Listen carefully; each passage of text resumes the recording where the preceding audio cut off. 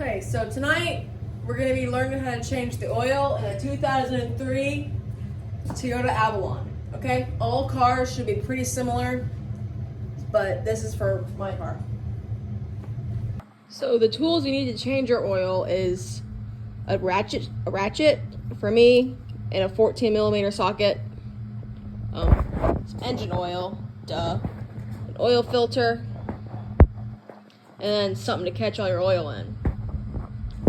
In order to figure out what kind of oil filter your car needs, what I just did is I went to my local auto parts store and I told them my car, make, model, year, and they gave me my filter. And I wrote down the part number, or like my little oil filter specifications, and I just wrote that down. So every time I go to change my oil, instead of asking them, hey, I need an oil filter for 2003 Toyota Avalon, I just go straight to the shelf, know exactly what I'm looking for, and it saves a little bit of time. I don't have to talk to anybody. Okay, so to raise my car up like I have it, I just went to the store, I went to Walmart, and I bought these $40, they call them Rhino ramps. That's the brand I use, and they're really easy. Just put them on your tires, underneath your tires, and you drive up. So I understand that $40 on ramps for a college student can get a little expensive. So what you can do if you don't have that money is take your car jack and jack up your car enough to where you can get under there and do your job. Now some cars might be high enough off the ground to where you don't have to ramp up at all. But my car, it's like 8 inches and I can't get down there, so I use these ramps and it makes it a lot easier. So for the engine oil, you don't have to buy the most expensive, like ultra high mileage, $45 engine oil. Any off-brand or like auto parts brand engine oil does the same thing. It's been proven. Now, for those of you who might not want to spend the extra money on like an oil drain pan, what I was using for a long time was just an aluminum bucket. You don't even have to have anything fancy like my oil pan. You just need something to catch the oil in. It doesn't matter what it is. Okay, so I've crawled under my car and I have located my engine oil pan. Now on my car, it's on the front passenger side, but your car might be different.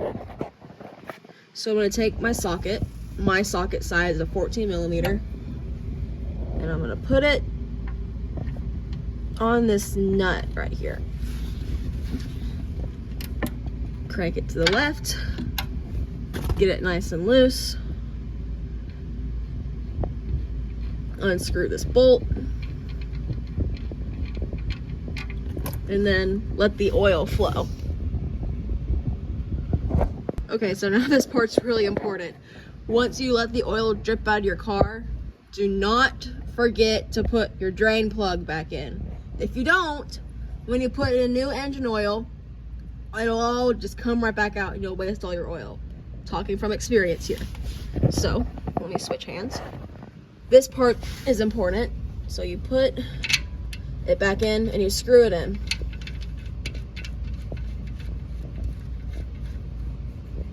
And then you take your socket, or your ratchet, and you want to tighten it hand tight or finger tight, and then just do a couple light turns to the left, to the right. Just tighten it up. You don't want the force of God tightening up your drain plug, because then it'll be really hard to get off. It just hand tight, just ease it on there. I'm gonna do one more little turn for good measure. Okay, so after you've drained your oil from your engine, you want to find your engine oil filter. For my car, the manufacturers are really annoying and put the oil filter right underneath my exhaust manifold. You see that with all the dirt on it? That's my oil filter. Now, other cars, your oil filter may be on the bottom of your car. It might be right next to your drain pan, your oil pan, but for me, it's right under my exhaust manifold. So if you've just driven your car, be careful getting in here because it might be a little hot, but you just grab your filter and twist it loose. Now, if you've never changed your oil before, it might be a little difficult getting that off for the first time.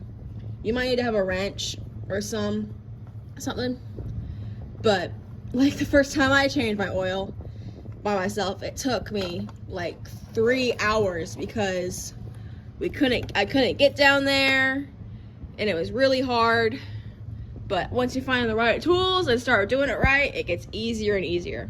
That's why it's so important to do this stuff hand tight, because you saw how easy that was. You just reach in and just twist it off and it'll come right off. So now you probably noticed another thing about the manufacturing of my car.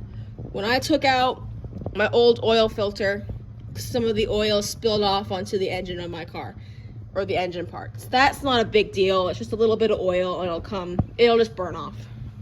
So what you're gonna do is you're gonna throw this in the trash. You don't need that one anymore. You bought a new one.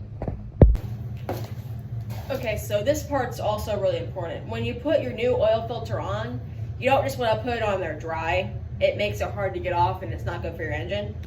So what you can do is you open up your engine oil, and then you just take just a little bit of oil and just pour a little bit in your oil filter. Not a lot, just a little bit. And then, oops, spilled some.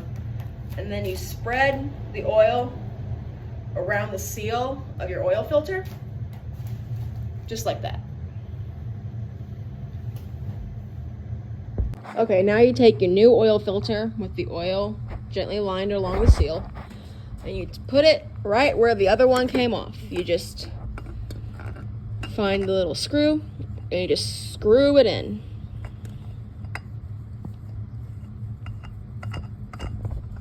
Sorry, it's kind of hard to see. Let's see if I can get that down in there. So you just screw it in. Now, again, you just want to do it hand tight. You don't want tons of Gorilla Glue or anything keeping that crap on really tight. You just want to do it hand tight. Nice. Okay, so if you don't know what kind of engine oil your car needs, your car will tell you. My car takes 5W30 engine oil. So you go to the store and you pick up the according engine oil, 5W30. And now, as I was saying earlier, you don't have to use the extremely expensive, glamorous engine oil. All engine oil that's in your specification does the exact same thing. Okay, so you're gonna go to your car, you're gonna find your engine oil cap, take that off, just screw it off. Now make sure it says engine oil. You don't want to put engine oil where it doesn't belong, so put it in the designated engine oil area. So I like to use a short funnel because it makes it easier. You don't have to, that's just my preference. And just do this nice and slow. So for my car takes about 5 quarts of engine oil, so I'm going to use all of this. But you just gently, there's no rush in it. You just pour in some oil, let it drain through your funnel into the engine, nice and slow.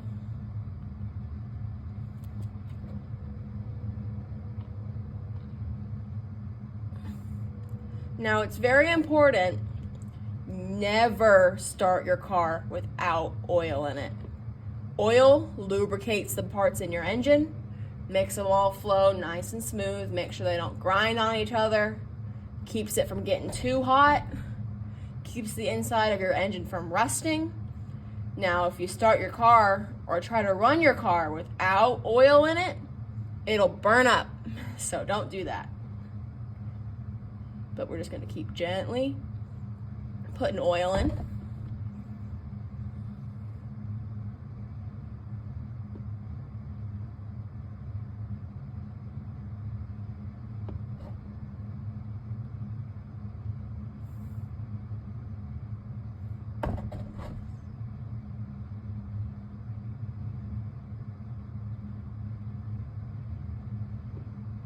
Okay, after you've put the engine oil in your car, put your engine oil cap back on there. One time I forgot, I changed my mom's oil, did it all for her, and I forgot to put the cap back on, and she drove her car. Didn't hurt the engine, but it splattered oil all over her engine. It was just tough to clean up, and I told her I'm sorry. But you live and you learn, you make simple mistakes.